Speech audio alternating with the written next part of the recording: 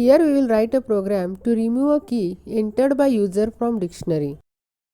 So first we will open the IDLE, then we will add new file, and in comment line we will write program description. First we will define the dictionary,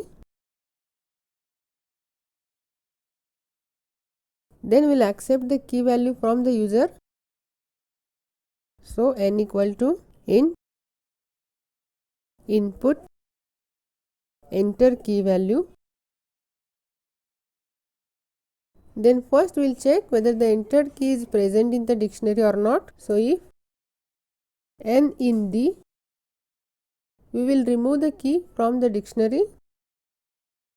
So delete D and the key, that is n.